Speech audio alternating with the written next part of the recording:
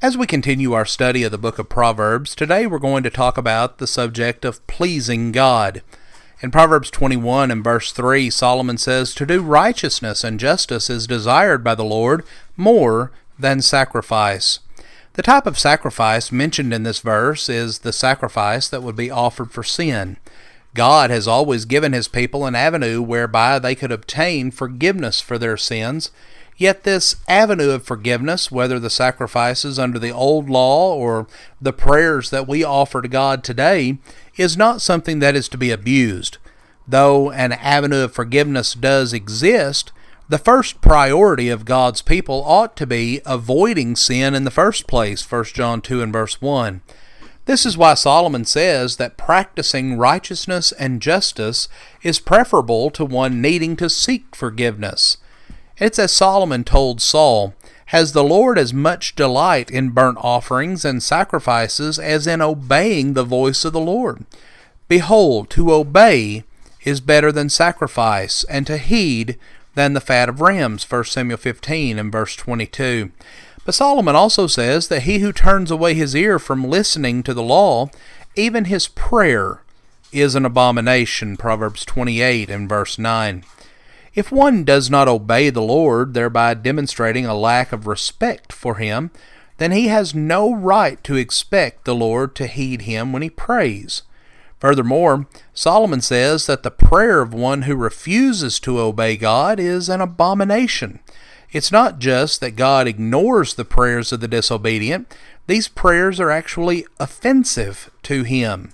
David also spoke of God's active opposition to the wicked as opposed to some divine indifference. He said, "The eyes of the Lord are toward the righteous, and His ears are open to their cry.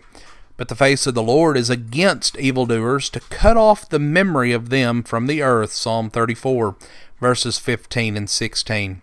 Solomon goes on to say that the sacrifice of the wicked is an abomination to the Lord, but the prayer of the upright is His delight.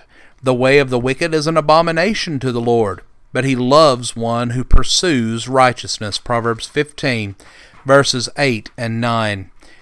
Just as the prayer of the disobedient is offensive to God, the sacrifice of the wicked is offensive as well. On the other hand, God delights in the prayer of the upright. He wants man to come to Him in prayer, but man must make a sincere effort to please Him. He loves one who pursues righteousness.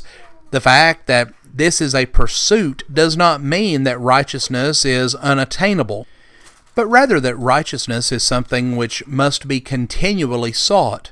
It requires action on man's part, as the Apostle John wrote, "The one who practices righteousness is righteous, just as he is righteous," 1 John 3 and verse 4. But the way of the wicked, his sinful actions and the ungodly direction of his life, is offensive to the Lord. For Solomon says that evil plans are an abomination to the Lord, but pleasant words are pure, Proverbs 15 and verse 26. Now in these verses, Solomon has shown God's contempt for the prayers, sacrifices, and actions of the wicked. Well, this verse goes further in saying that even evil plans are an abomination to the Lord. God is aware of more than what is visible, and God is aware of more than what is directed just specifically toward Him. Being omniscient or all-knowing, God is aware of our thoughts, and if our thoughts are wicked, they are an abomination to Him. The second phrase of this verse is different in the King James Version. While the New American Standard Version seems to be simply describing a characteristic of pleasant words, meaning that they're pure, the King James Version makes a clearer contrast with the plans and the thoughts of the wicked in the first part of the verse. But the words of the pure are pleasant words.